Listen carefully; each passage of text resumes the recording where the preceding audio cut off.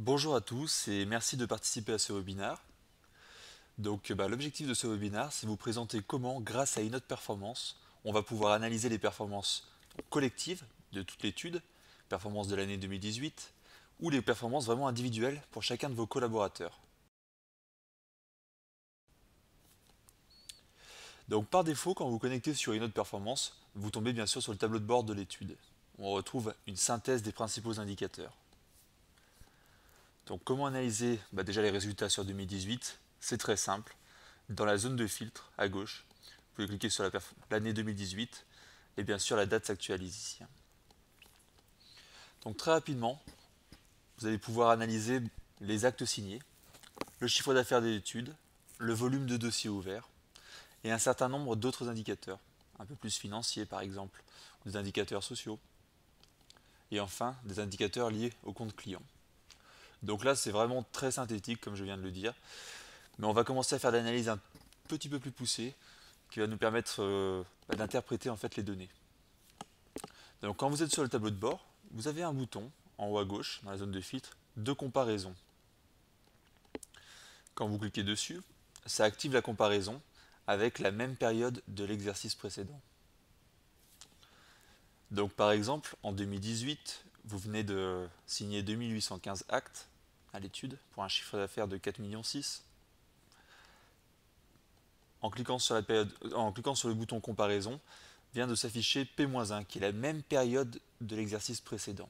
Et on voit très rapidement combien d'actes vous avez signé en 2017, avec la variation 2018 vs 2017. Et chiffre d'affaires, c'est la même chose. On peut comparer du coup le chiffre d'affaires 2017 par rapport à celui de 2018. À partir de là, on va pouvoir faire des interprétations assez rapides.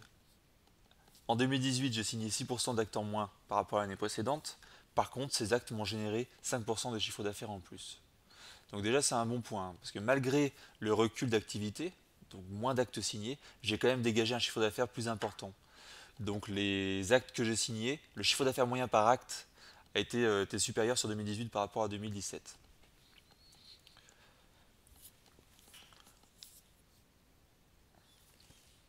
Ensuite, ces informations-là, comme j'expliquais, donc on peut activer la comparaison, désactiver. Vous pouvez, pour une réunion d'associés, imprimer en cliquant sur le bouton d'impression en bas à gauche de la zone de filtre. Et ça vous sortira vraiment une capture d'écran. Voilà, un petit rapport PDF. Ce qui vous permet vraiment d'avoir un support pour vos réunions. Là, j'ai parlé vraiment de l'année 2018, de l'année intégrale, de l'année entière, pardon, 2018. Vous allez pouvoir aussi affiner vos périodes. Si vous voulez analyser par exemple le premier semestre de votre exercice précédent, vous allez pouvoir cliquer sur la petite flèche ici pour accéder aux périodes. Et là, au lieu d'analyser du 1er janvier 2018 au 30 décembre 2018, vous allez pouvoir cibler, je ne sais pas moi, les 6 premiers mois de l'année par exemple, de janvier à juin, en cliquant donc sur le jour. Voilà. Donc là, j'ai mon tableau de bord qui s'est actualisé. Donc vous allez pouvoir vraiment faire des analyses sur des périodes bien ciblées. En plus de ça, quand vous activez votre comparaison, ça va vous comparer donc, vos 6 premiers mois de l'année 2018 à vos 6 premiers mois de l'année 2017. Voilà, on est vraiment sur l'analyse et de la comparaison sur la période précise. Pour les études, alors je vais me remettre en 2018. Pour les études qui sont en multi-office, donc qui bénéficient en fait du multi-office dans une autre performance, vous allez pouvoir faire une analyse consolidée de vos performances sur plusieurs études. Donc par défaut, c'est le cas. Et vous allez pouvoir, dans la liste des CRPCEN, analyser vraiment chacune de vos études, une par une.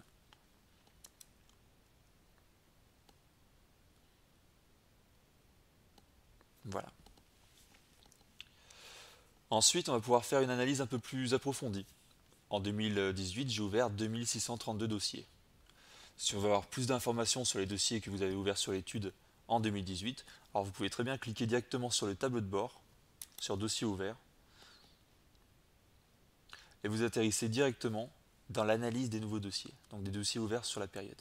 On retrouve dans 2632 dossiers ouverts. Donc sur cet écran de l'analyse des dossiers, on voit un petit peu les périodes les plus fortes en ouverture de dossier. Donc voilà, avec des mois avril, juillet, octobre, les mois forts de l'année. On retrouve une analyse sur la typologie de vos dossiers. Donc on voit que 3 quarts par exemple de mes dossiers, ce sont du droit immobilier, 1 quart de la famille. Et vous avez également des informations liées à l'état de vos dossiers. Donc ça, c'est quelque chose de très important si vous voulez suivre en temps réel votre stock de dossiers en cours, la charge de travail par collaborateur. Dans eNote, vous pouvez passer donc un dossier quand vous l'ouvrez, il est en cours. Quand vous le signez, il faut le passer en attente. Et une fois que tout est terminé, il faut le mettre en clôturé. Donc là, comment je peux interpréter ces données? C'est que sur mes 2632 dossiers que j'ai ouverts en 2018, j'en ai encore 43% qui sont toujours en cours. Comme tout à l'heure, je peux cliquer sur ma comparaison pour comparer. Alors, je vais me mettre sur 2018. Voilà. Pour comparer donc mon année 2018 à mon année 2017. Comparer les périodes fortes et les périodes plus creuses.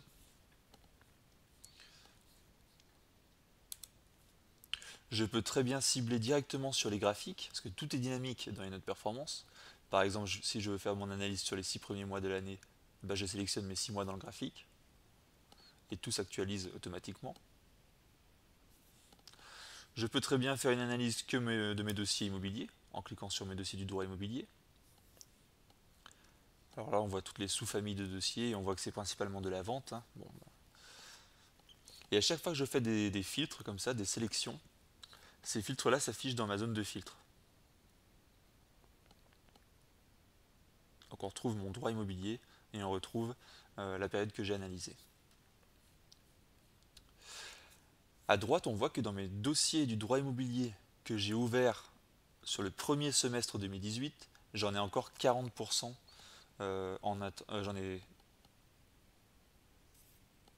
j'en ai plus en cours. Non, je dis une bêtise, pardon, j'en ai plus en cours. Donc ça veut dire que tous mes dossiers de vente que j'ai ouverts sur le premier semestre 2018, donc il y a presque 1 an maintenant, ils sont bien tous passés en attente, donc ils ont été signés, voire clôturés. Donc là, je peux effacer mes filtres. Je me remets sur 2018. Je vais pouvoir également faire une analyse en dessous des dossiers pour un collaborateur, pour un groupe de collaborateurs, pour un service, pour un notaire. En fait, on peut comme ça choisir. Ici, avec la petite flèche, si je clique, j'ai la liste des notaires de l'étude. Je peux faire une analyse ensuite de mes services, quand j'ai des services de créer. Donc ça, il ne faut pas hésiter à aller voir dans l'aide en ligne. Il y a une vidéo pour vous montrer comment créer les services dans eNote Act. Une analyse par étude, dans le cas des multi-office. Ça peut être intéressant également. Alors, je vais sélectionner donc un clerc, Benoît. Benoît m'a ouvert 291 dossiers sur 2018. Si je clique sur ma comparaison, je vois que c'est 25% de dossiers en plus que sur 2017. Donc on voit une progression sur le volume de dossiers ouverts de Benoît. Benoît, lui, c'est 92% du droit immobilier. Il lui reste 45% de ses dossiers qui sont toujours en cours. Et je peux, grâce au bouton en haut à droite, détail, aller voir le détail en fait des dossiers de Benoît. Donc là, on voit que le clair qui est sélectionné, c'est uniquement les dossiers de Benoît. Ce sont les dossiers de Benoît. Donc voilà, ce détail-là, on voit vraiment tout, le libellé, quel notaire encadre le dossier, à quelle étude il appartient dans le cadre du multi-office, l'état pour chaque dossier, le chiffre d'affaires prévisionnel, la date d'ouverture. On a vraiment toutes les informations sur le dossier dans ce tableau-là. Et ce tableau-là, on peut l'exporter grâce au bouton en haut à droite du tableau, qui exporte le tableau directement sur Excel. Donc là, je vous montre comment analyser plus en détail vos dossiers sur 2018. Après, tous les écrans fonctionnent de la même manière. Par exemple, si je me mets sur Actes pour analyser mes actes, c'est exactement pareil. On retrouve les indicateurs en haut, mes 2815 actes signés sur l'année, la moitié que j'ai signé en acte électronique. Donc ça, j'espère pour vous que vous approchez plus des 90% que des 50%. Mon délai moyen, entre ma date d'ouverture du dossier et ma date de signature de l'acte. Et est-ce que pour mes actes de vente, j'ai bien une fiche Perval d'envoyer. Alors ça, c'est un indicateur qui est intéressant, hein, parce que je me rends compte en étude qu'on a beaucoup de clercs qui génèrent les fiches Perval, mais malheureusement qui ne les envoient pas. Donc ça, c'est intéressant également à suivre. Je peux faire une analyse par exemple de mes types d'actes signés. Je vois que 13% de mes actes signés sur 2018, ce sont des actes de type VFA. Alors si je clique sur ma catégorie VFA, je vois que j'ai signé 353 actes de type VFA, la moitié en électronique, et mon délai moyen de signature pour ce type d'acte est de 132 jours. Équivalent de un peu plus de 4 mois. 3 mois et demi, pardon. Et quand je vais dans mon détail, j'ai le détail de mes 353 actes de type VFA. Et en plus, on voit vraiment le chiffre d'affaires généré par l'acte.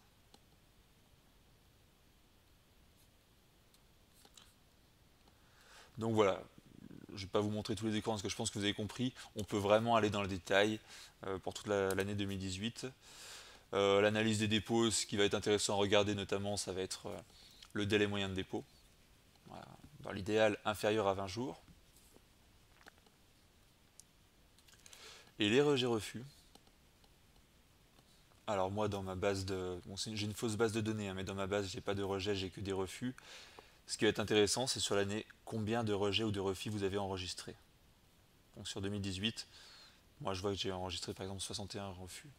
L'objectif, c'est identifier pourquoi ces dépôts ont été refusés, parce que ça a quand même un certain coût, hein. Un rejet ou un refus, en région parisienne, les études évaluent ça entre 250 et 350 euros, le coût de traitement d'un rejet-refus, donc le coût du courrier, le temps passé par les collaborateurs. Et en province, on est plus aux alentours de 200 euros. Voilà. Donc,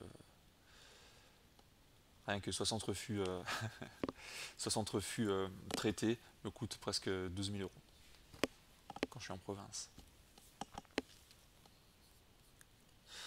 Donc voilà comment analyser en gros les performances de l'étude grâce au tableau de bord qui est une synthèse des principaux indicateurs. Et ensuite on peut vraiment analyser chacun de ces indicateurs en détail.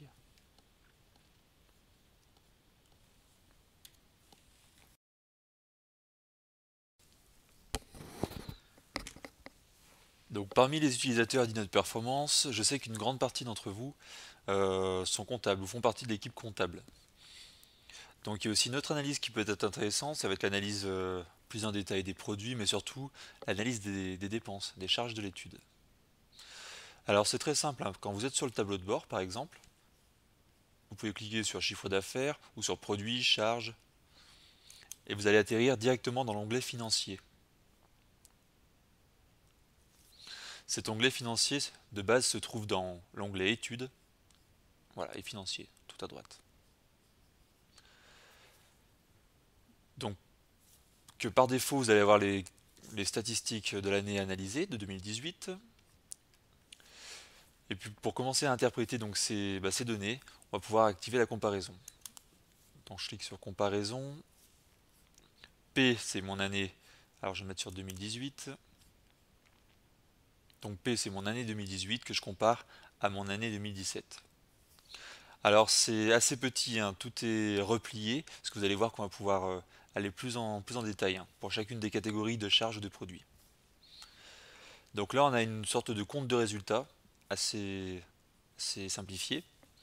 On retrouve donc nos produits avec nos grandes familles de produits, nos charges avec nos grandes familles de charges, et du coup les écritures, enfin en tout cas les soldes pour chacune de ces catégories à la fin de l'année. Et la variation entre 2018 et 2017. Si je veux faire une analyse par exemple de mes honoraires sur mon année 2018, je vais pouvoir sélectionner par exemple produits.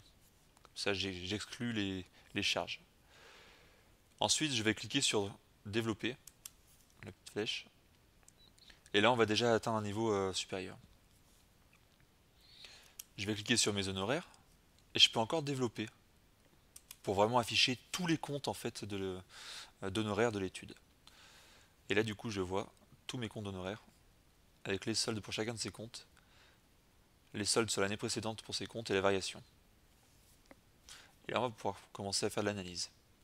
Est-ce que mes honoraires de négo ont augmenté ou pas par rapport à l'année précédente, mes honoraires de conseil, et ainsi de suite.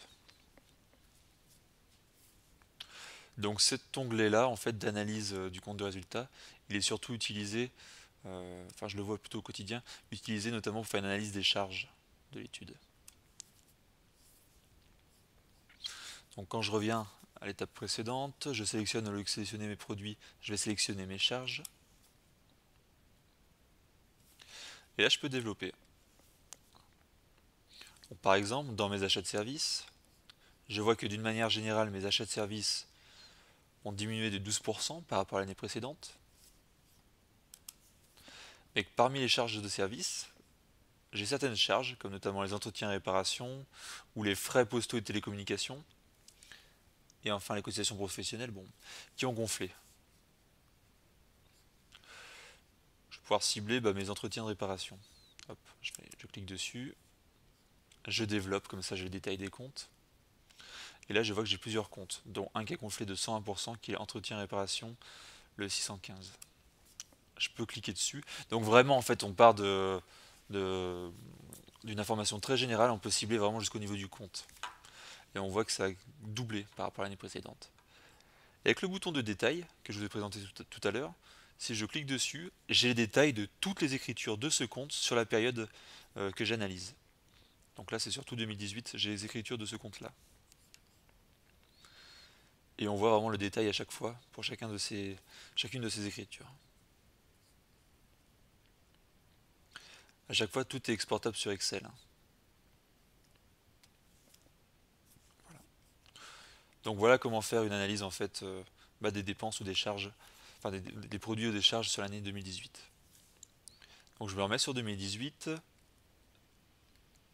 Et là, j'ai vraiment l'ensemble des comptes de l'étude. Quand je déploie au maximum ici, j'ai vraiment l'ensemble des comptes de l'étude. Que je peux suivre soit en cumulé, donc pour toute l'année 2018, ou soit je peux faire également une analyse mensuelle. Donc là, ça va me comparer mon janvier 2018 à mon janvier 2017 avec les variations, et ainsi de suite pour chacun des comptes. Si j'enlève ma comparaison, donc j'ai que 2018, mois par mois, pour chacun des comptes. Voilà. Donc exportable sur Excel comme je l'ai dit tout à l'heure.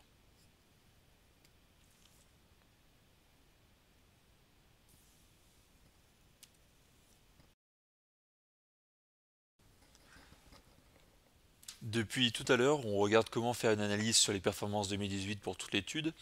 Maintenant, on va regarder vraiment comment préparer les évaluations de vos collaborateurs. Donc préparer les entretiens annuels. Alors pour ça, on a créé il y a 2 ans, avec des notaires, un onglet qui est dans études et qui s'appelle synthèse des performances. L'objectif, c'est d'avoir toutes les performances regroupées et consolidées sur une seule et même page. Par défaut, quand je me connecte dessus, j'ai les performances, donc là j'ai sélectionné 2018, mais j'ai les performances de toute l'étude sur une période. Donc je retrouve un pavé RH, un pavé financier, un pavé lié à mes comptes clients et un pavé lié à ma production. Ce qui va être intéressant, ça va être commencer à faire une analyse en activant une comparaison. Donc là, je vais comparer mes performances avec les performances de l'année précédente. Et je vais sélectionner le clerc que je veux analyser. Benoît. Je prends toujours Benoît. Tiens. Voilà. Donc là, vraiment en 2 clics, j'ai l'analyse de la performance de Benoît sur 2018. Donc P, c'est ma période que j'analyse, donc 2018, comparé à ma période qui est 2017, P-1. Et j'ai les variations. Et là, sur un seul et même écran, j'ai tout. Je sais combien Benoît m'a coûté sur ma période. Donc là, on parle de salaire chargé avec les cotisations patronales. C'est le brut plus cotisation patronale. Combien de primes je lui ai versé également. Ça m'indique s'il a eu des jours d'absence en dessous. Donc là, il n'en a pas eu, par exemple. Absence hors congé payé, hors RTT également. Donc maladie, formation, ça peut être vraiment pour plusieurs types de motifs. J'ai le pavé financier qui m'indique combien Benoît m'a généré de chiffre d'affaires sur l'année par rapport à l'année précédente. J'ai une décomposition du chiffre d'affaires de Benoît avec son chiffre d'affaires moyen par acte, qui est intéressant à analyser. Alors là, par exemple, dans mon cas, Benoît a produit vraiment ce chiffre d'affaires seul, hein. Par contre, dans certaines études, je sais que, par exemple, un Claire est aidé d'un assistant. Donc vous pouvez très bien prendre l'assistant dans la liste ici. Comme ça viendra vraiment analyser le binôme, les performances du binôme. Ça viendra mettre le salaire de... Je dis n'importe quoi, je vais prendre une personne. Voilà. Ça viendra... Bon, bah là, elle a pas c'est un mauvais exemple, mais ça viendra cumuler les performances, donc cumuler leur salaire, cumuler du coup leurs performances financières et leur production.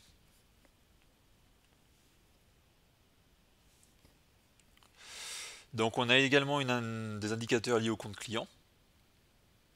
Est-ce que le stock de compte client de Benoît augmente ou diminue? Ça permet de voir si les comptes sont épurés au fur et à mesure, sont soldés. Et enfin une photo de sa production. Combien de dossiers Benoît a ouverts sur l'année? Combien d'actes il a signés? Donc là, les 223, ce sont tous les actes de l'étude, enfin de Benoît. C'est-à-dire les actes, les minutes, les heures études, signées chez un confrère, ça va être donc la participation, ça va être également les DS.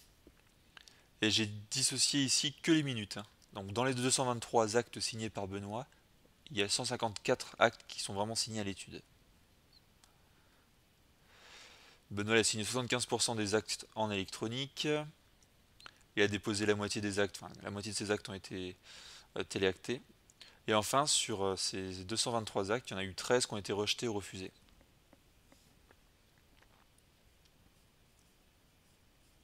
Et enfin, on voit une évolution de son activité sur l'année, avec les trois principaux indicateurs sous forme de graphique qui sont dossiers ouverts, les actes signés et le chiffre d'affaires. Donc là, vous pouvez très bien imprimer. Pareil, ça va générer une capture d'écran. L'objectif, voilà, là on retrouve tous les indicateurs sous forme de PDF.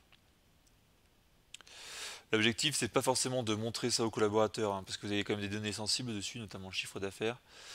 Mais ça vous aidera, vous, en fait, à préparer les entretiens de fin d'année et à vous baser sur du concret. Vraiment ce que Benoît a réalisé, enfin Benoît, pardon. Vraiment ce que la production réalisée par vos collaborateurs. Donc là, c'est pour créer en fait une fiche personnalisée. Vous allez pouvoir également analyser les statistiques pour chacun de vos collaborateurs dans l'onglet Statistiques.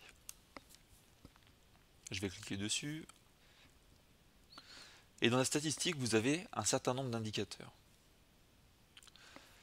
Par exemple, vous voulez regarder le volume de dossiers ouverts pour chacun de vos collaborateurs à l'étude. Vous cliquez sur Dossier ouvert, 2018, et là, directement, vous avez donc une synthèse sous forme de tableau avec le nom des clercs, des codes clairs renseignés en fait à gauche, et le nombre de dossiers ouverts mois par mois, avec le cumul mensuel et le cumul en fait, donc le total par collaborateur. Et l'objectif, c'est analyser très rapidement est-ce que j'ai bien réparti ma charge de travail entre mes collaborateurs sur l'année. Alors, il faut vraiment comparer des clercs de même profil entre eux. Je peux faire la même chose pour mes actes signés. Donc là, ce qui me permet en fait d'analyser le volume d'actes signés par collaborateur. Je peux faire pareil pour mon chiffre d'affaires, par exemple. On voit un petit peu qui a généré le plus ou le moins de chiffre d'affaires dans l'étude. Et tous ces tableaux à chaque fois sont exportables sur Excel. Et vous pouvez également activer la comparaison.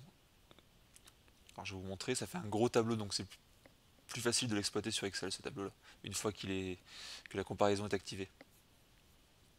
Voilà.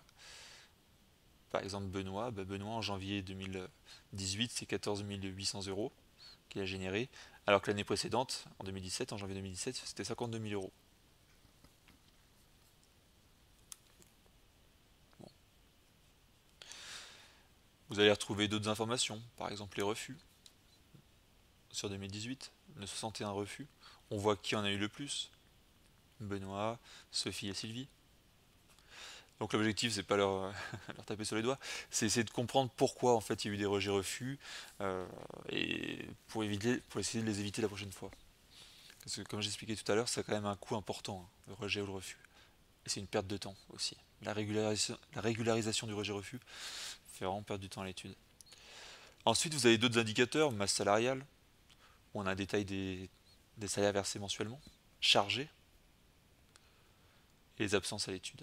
Donc là, j'en ai pas dans ma base de données. Et enfin, pour avoir une analyse des collaborateurs, enfin des performances par collaborateur, vous avez également ISO collaborateur, qui est un récap en fait de tous les indicateurs sur la période, sur 2018, pour chaque collaborateur. Et là, on retrouve Benoît. Benoît, c'est 291 dossiers ouverts, on retrouve les 223 actes signés, 154 de type minute, le taux d'AE, le taux téléacte, le nombre de rejets-refus, le chiffre d'affaires et la masse salariale. Donc ça, c'est un gros tableau synthétique, hein. Dessus, on a vraiment tous les salariés et tous les producteurs de l'étude. Et je le rappelle, c'est possible de le sortir sur Excel. Voilà. Donc bon, j'ai terminé cette présentation, ce webinaire. L'objectif c'était de vous rappeler un petit peu comment analyser et utiliser Innote Performance pour sortir les stats sur 2018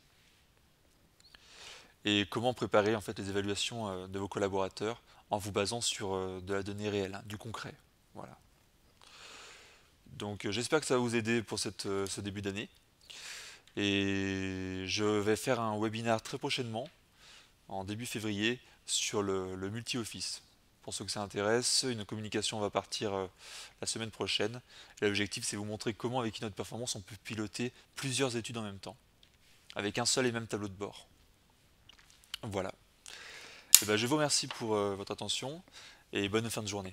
Au revoir.